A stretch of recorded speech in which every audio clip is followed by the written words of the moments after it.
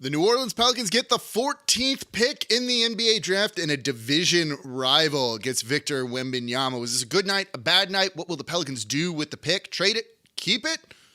We'll talk about it in today's episode of Locked On Pelicans, a live episode of Locked On Pelicans. Let's go.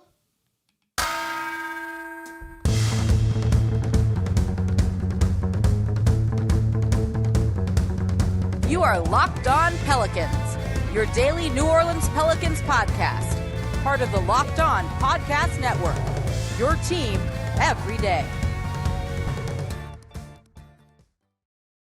Welcome to another edition of Locked On Pelicans, the daily podcast covering your favorite team, the New Orleans Pelicans in NBA, part of the Locked On Podcast Network, your team every day, available wherever you get your podcasts and on YouTube. I'm your host, Pelicans Insider, credential member of the media, Jake Madison, at NOLA Jake on Twitter. Here with y'all, it's Tuesday evening, live show, reacting immediately, instant reaction to the NBA draft lottery. The Pelicans picking 14th, the San Antonio Spurs jumping up, getting the number one overall pick. What's it mean for the Pelicans? What are they going to do with the pick? And do the San Antonio Spurs getting the first overall pick and Victor Wembanyama kind of change what maybe they're going to do? And I think it could. So this has big impacts on the offseason for New Orleans. And of course, thank you for making Locked On Pelicans your first listen today and every day. We're here Monday through Friday for y'all. No one else comes to you like this, including live shows, again, as long as the internet holds up. Please subscribe wherever you get your podcasts. If you want to support the channel, comment down below on YouTube. Ask me a question here live. I see all y'all. It shows up. I see people saying trade that pick, draft Jordan Hawkins, or trade up. Everyone wants all sorts of different things. We're going to talk about it. I'll take your questions here. Put them in the chat. Don't spam the chat, please. I'll be able to see them all. And we'll go for about 25, 30 minutes here. I'm going to be a little bit rusty on a live show. I haven't done one of these in a while. But hey, we're here. We're going to have a lot of fun with it today. So I am looking forward to all of this. Today's episode of Locked On Pelicans is brought to you by Birddogs. Go to birddogs.com/LockedOnNBA. And when you enter promo code LockedOnNBA, they'll throw in a free custom Birddogs Yeti style tumbler with every order. So the pick, 14th overall. Let's just take a look at that by itself before we go into anything else, trading up, trading down, and what it means with the San Antonio Spurs. Was what we were expecting. New Orleans had a 1 in 200 chance of getting into the top spot, and they had a 5 in 200 chance of going into the top 4. It wasn't expected. 14 is still a little bit disappointing, but I'll tell you this opens up a range of options, I think, for the New Orleans Pelicans, and while they would have liked to have gone up, you're still having a pick in what's considered a fairly deep and good draft. This is a spot where I think there's going to be a lot of value in. I think you kind of look at maybe 4 guys in this draft: Victor Wembanyama, Scoot Henderson, Brandon Miller, Amen Thompson, I think are the top 4 guys that you really like. It gets a little weird, maybe from 6 to 10, 6 to 12, somewhere in that range. And then after that, I think there's a lot of value and good depth to be had from around 10, 12 through 20. So the Pelicans are in a very good spot, I think, to get a player at the right kind of spot that you want to get him at. And there's something to be said for that. Again, as I said, don't spam the chat. I see the trade JV in there. We'll talk about that. That's going to come into all of this, but everyone be cool out there. So this is, I think, a good position for the Pelicans to be in. They could go best player available. They could draft for need, which isn't always what you want to do in the NBA draft. But there's a couple of guys, whether it's Jordan Hawkins from UConn. You could look at a guy like Leonard Miller out of the G League who had incredible numbers. Jet Howard is there from Michigan too. I think those are going to be players that the Pelicans really might be looking at. Maybe Grady Dick out of Kansas, one of the better shooters it looks like in this draft. We'll talk about trades in the next segment, and I do think that's an area that they're going to look to improve on, even if I don't love any of the centers out there, but I think this kind of really does factor in things. When you look at this, okay, Pelicans got 14th overall pick. How does the rest of it go for them? Was this good? Was this bad? This wasn't ideal overall. You did not want to see Dallas jump up into the top 4. You did not want to see Dallas trying to kind of still build around Luka Doncic and maybe or maybe not Kyrie Irving, get the number 1 overall pick or even a top 4 pick here. I would have liked Dallas to have lost their pick and moved down a little bit, but that didn't end up happening. But them being at 10, at least it's better than it could have been. Utah, a team that wants to rebuild and get into the playoffs very soon. If they had gotten Victor Wembanyama to pair alongside Lauri Markkanen and Walker Kessler, I think they would have loved something like that. And I'm glad that that didn't happen either. But then you look at Houston, Portland, and San Antonio getting 3 of the top 4 picks, all in the Western Conference, 2 of those in the same division as the Pelicans. And now the Pelicans have to play against Victor Wembanyama 4 times every single year. Not an ideal situation. We'll get into that in the 3rd segment of today's show, because I do think that changes the calculus and maybe impacts what the Pelicans are going to do a little bit.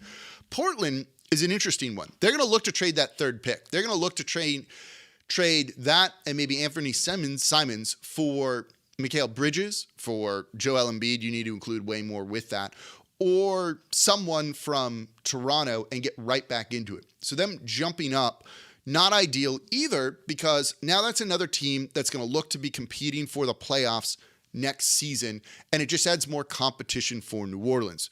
So yeah, I really wanted to see Dallas not move up. This, I don't think, went too well for the Pelicans at all. I don't think this was an ideal situation even remotely. I'm glad Houston didn't end up with like the 2nd pick or something like that, but I don't think this was great the way it all shook out for New Orleans. We wanted to see Eastern Conference teams in there. So yeah.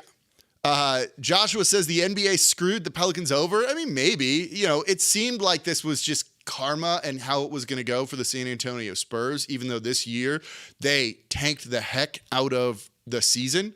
That is not what you really want to see rewarded, but it just feels like this was right and what it should have been given everything. So maybe the NBA screwed the Pelicans over, but really who screwed the Pelicans over was themselves. It was themselves, because they could have made the postseason. All you had to do was beat the Golden State Warriors. All you had to do was beat the Oklahoma City Thunder, and then you probably would have beaten the Minnesota Timberwolves as well.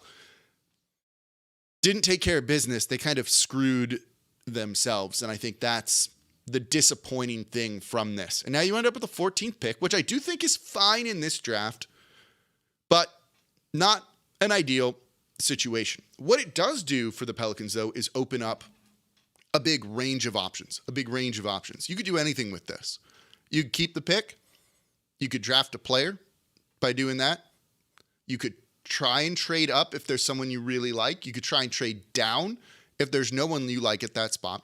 Or you could trade it for someone out there in the NBA. And I think that's a direction that, the Pelicans really might look at with this. This kind of just opens things up for them in a way that it really didn't before. Brian Wenzel says the draft is hit or miss. Yeah, but the Pelicans, I think, outside of Jackson Hayes and Nickeil Alexander-Walker, the same draft as Zion Williamson, have drafted pretty well.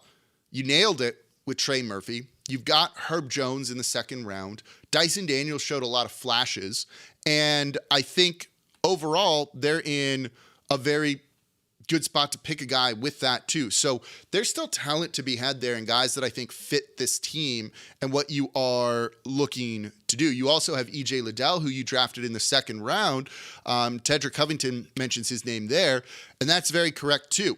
That's a guy that plays bigger than he is. So I think their drafting has been pretty good. So while the draft is hit or miss, yeah, you still want to hit on those. And the way you hit on those is by making picks and developing those guys. And the Pelicans have done a very good job of that. So let's get into some of the scenarios with the Pelicans coming up here next in today's episode of Locked On Pelicans. Let me know in the comments on YouTube here. Do you want to see the Pelicans trade up, trade down, take a player, or trade it for a veteran? And if you have a name, throw them out there, and we'll look at some of the names that you're putting out there as trade targets, let's call them, for the Pelicans. So that's coming up here next in today's episode of Locked On Pelicans. Before we get to that, though, today's episode of Locked On Pelicans is brought to you by Birddogs and Birddogs.com. Shorts, pants, awesome clothes.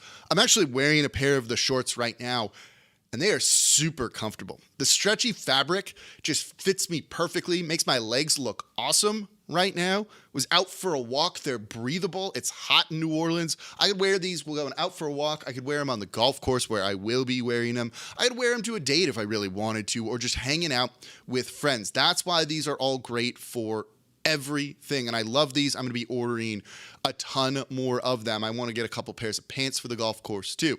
So go to birddogs.com/LockedOnNBA, and when you enter promo code LockedOnNBA, they'll throw a free custom Bird Dogs Yeti style tumbler with every order. I have one, keeps my drinks cold.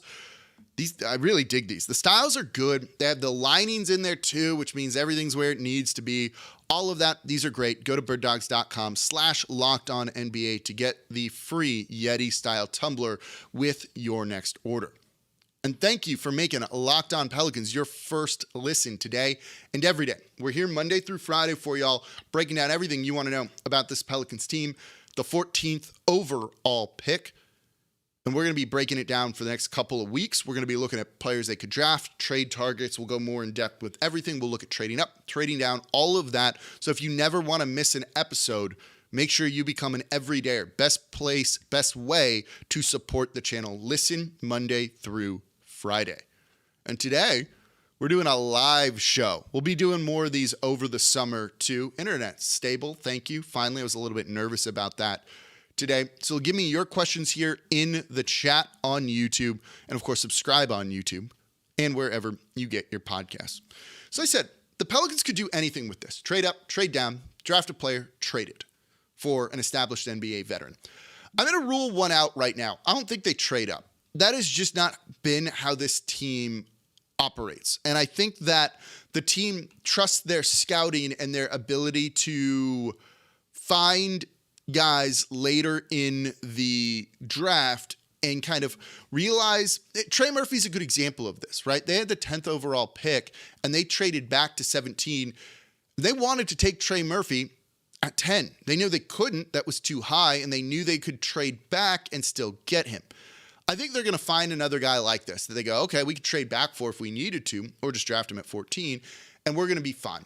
Their MO is not trade up. It's trade down. It's also what they did in the Zion Williamson draft too, trading back from 4 to 8 and 17, where they took Jackson Hayes and Nickeil Alexander-Walker while also dumping Solomon Hill's contract. So I think that's the direction, if anything, the Pelicans would go. We'll look at a trade up. You're not going to get to number 1 overall. I doubt you get to 2 or 3. And 4, I think Amen Thompson is going to skyrocket up draft boards if he's not already there, and he's probably the 4th, pick overall anyway. I think some people even have him at 2 or 3. So I don't think you're going to get into the top 4. And at that point, unless there's someone you really, really love, I don't know if you need to trade above 14.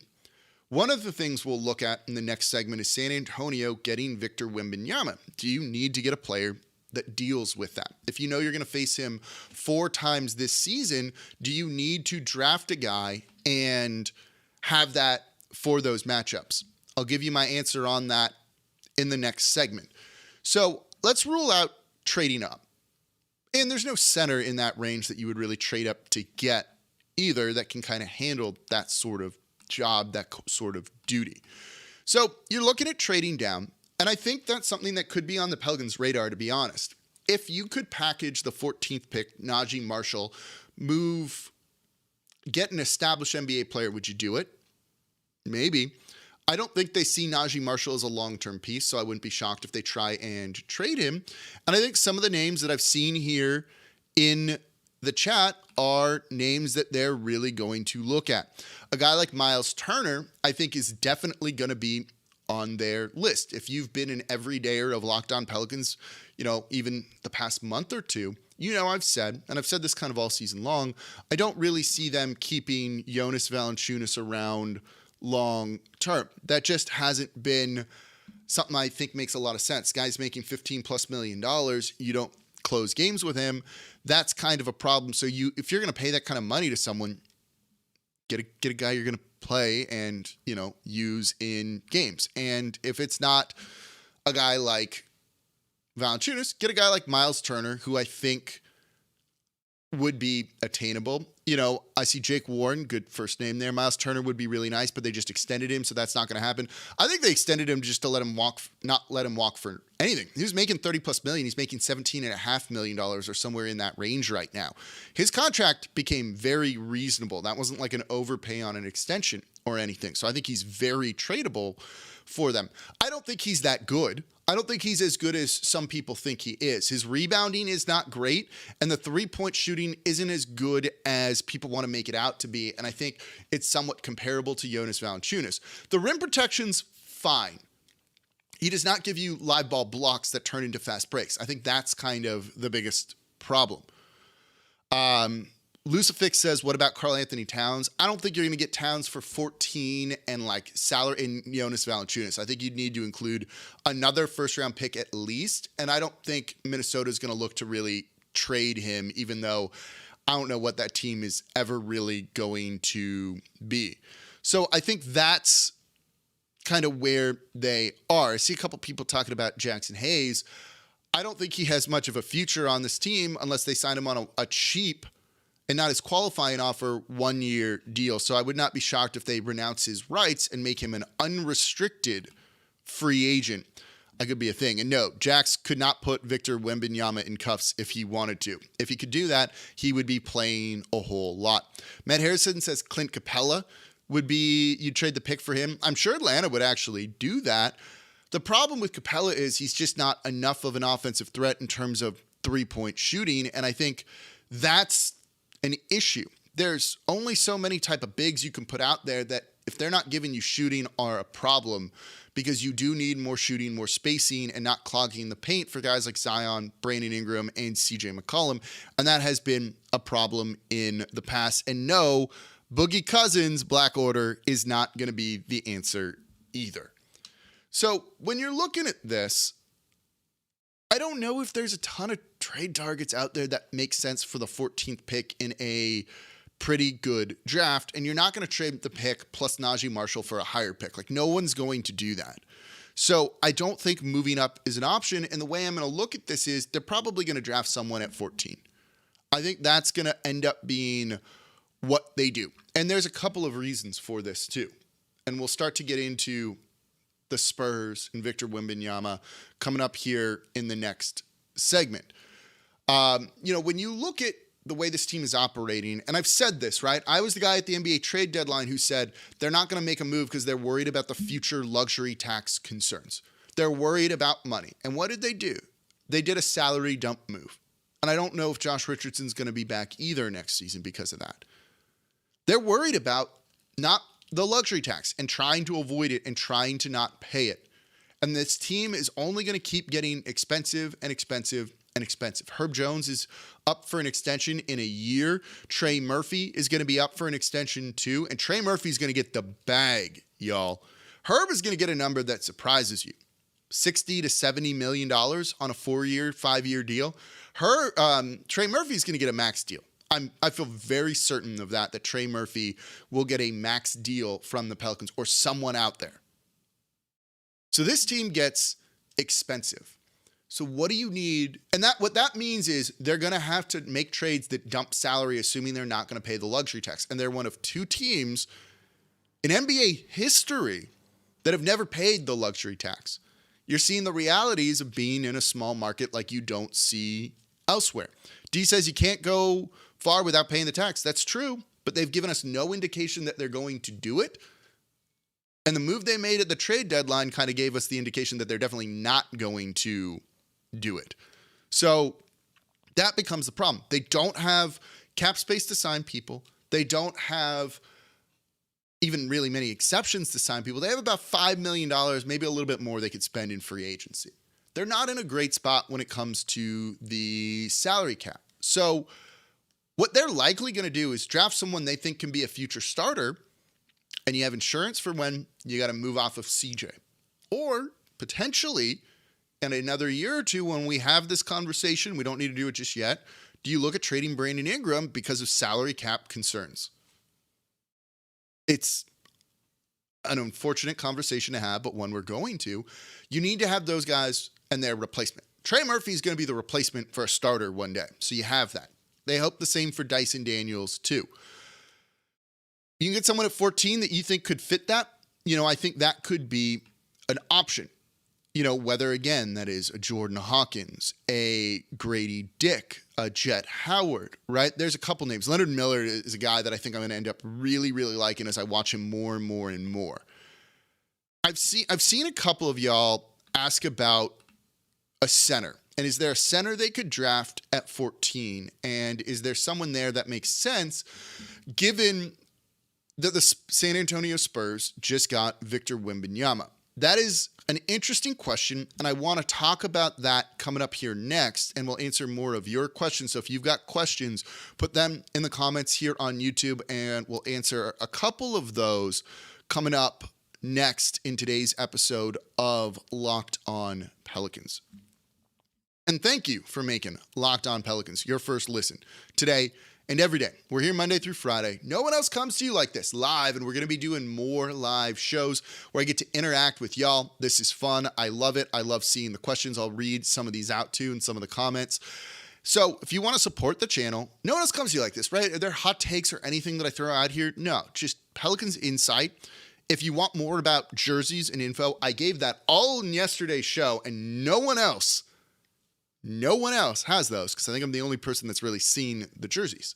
So go give that show a watch. Become an everyday. Support the channel. Subscribe wherever you get your podcasts and on YouTube. Other thing you could do, totally free, takes a second. Comment down below on YouTube. So, the San Antonio Spurs, division rival, getting Victor Wembanyama. Gonna have to deal with that, right? So you got to draft a guy for that. You got to trade for a guy that can handle that. Not necessarily. You play 82 games. 82 games is this season. How many times are they going to see Victor Wembanyama in a given year? In the regular season? It's 4. It's just 4 times. You don't build your roster about facing a guy for just 4 games. Even if the San Antonio Spurs swept the team every single year for the next 10 years, you could still go 78-4. You don't build your team around playing one player. And so I don't think you need to have a guy on the roster that is like the Victor Wembanyama neutralizer. The other thing is, I don't think there's a Victor Wembanyama pure defender out there. That's something to also keep in mind. This dude, watching this guy, is a special player. He's a special player. There's a reason he's the most hyped guy coming into the league since Zion, since Anthony Davis, since LeBron James. So you don't build your team around playing a guy 4 times. If you want to upgrade from Valanciunas, that's a separate conversation from Victor Wembanyama. You do that because, you just don't want Valanciunas there because he doesn't defend on the perimeter well, because he's not a shot blocking big, though I do think his defense is underrated, and they don't use him in ways that they should. So what's the point of paying that guy? The reason you move on from Valanciunas is if you're not going to play him in crunch time and close games, why are you paying him $15.5 million? There's no need to do that. That money is better invested elsewhere. That's why I've said maybe they go a cheap route at center. Maybe you bring in a guy like Mason Plumlee for $5 million. And when you look at this draft, there isn't a ton of guys that you really, really love. You have Derek Lively out of Duke, good size. I think that he does some things particularly well, but he's not an amazing rebounder. He's a shot blocker. But is he going to be able to neutralize a guy like Victor Wembanyama on the perimeter? No. And so I don't think you're looking to really draft a center there unless you just really fall in love with that guy. And so overall, I don't think you need to stress about it too much. Is Myles Turner going to do much on the perimeter against Victor Wembanyama? No. You get Myles Turner if you just want him to be your center.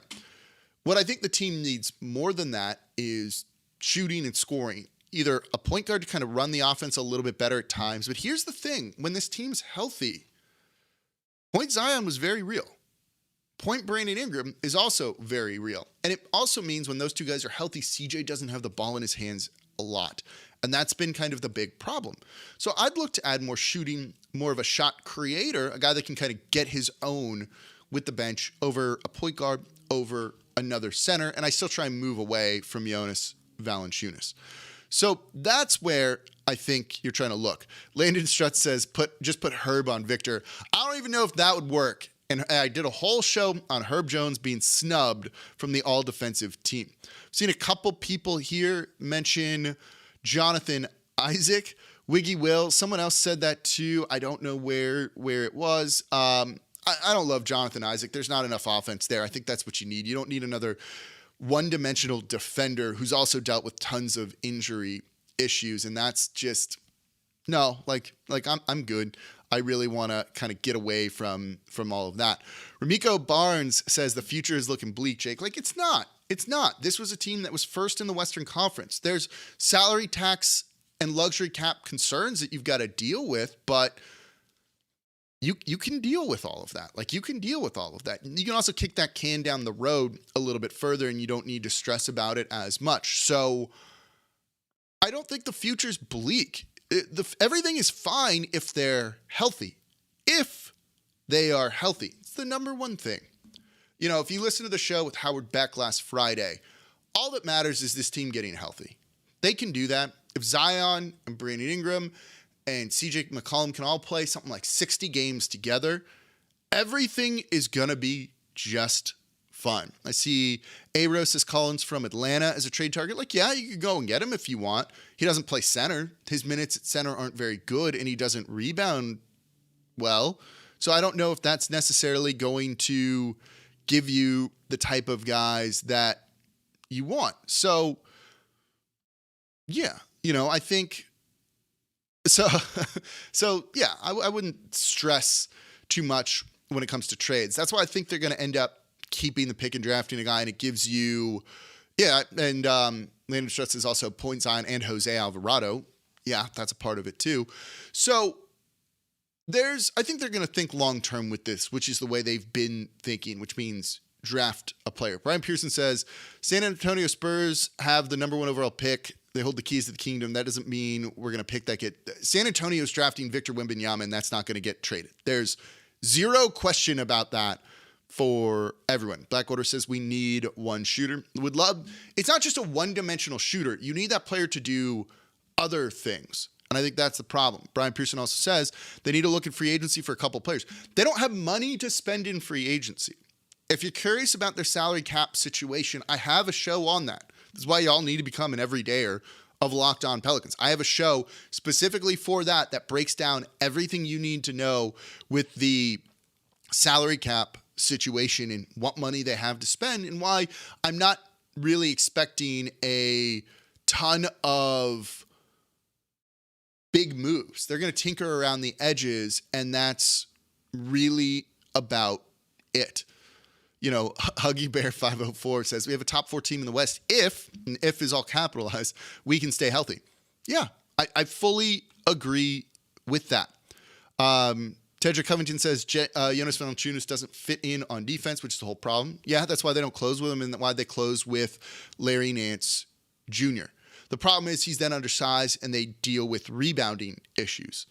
Defensive rebounding issues. That's kind of the problem here, and that's why they are still trying to kind of figure everything out, and that's why I think they're looking to upgrade from him. It's not that he's a bad player, it's just, is the fit exactly there? And I don't know that it is. I'm not even respond to the question about Taco Fall. A-Road, that's a good question. How much longer is our window open? I'm going to turn that into a show. I actually really like that question. We'll stay on that one. Keep that one. That's a good one. Thank you for putting that in there. So, you know, and even with Jonas Valanciunas not fitting in with the defense, they still had their defense ranked 6th all year.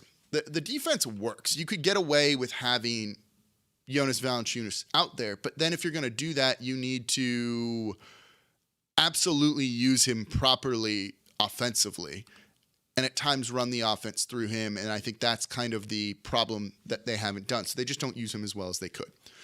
So there you go. Pelicans get the 14th pick. Not a great night overall for the Pelicans, with the 3 of the top 4 teams being in the Western Conference. We're going to have a whole lot to talk about. Trading up, trading down, drafting players, trading the pick for other players too. We're going to break it all down over the next month or so. So please subscribe to Locked On Pelicans wherever you get your podcasts. ABJ504, I see you. You're commenting every single day, and I greatly, greatly appreciate it. So thank you all so much for watching on the live show here. As always, I'm your host, Jake Madison, at NolaJake on Twitter. And I'll be back with y'all tomorrow. We're going to talk some draft stuff. It's going to be a lot of fun, and I'm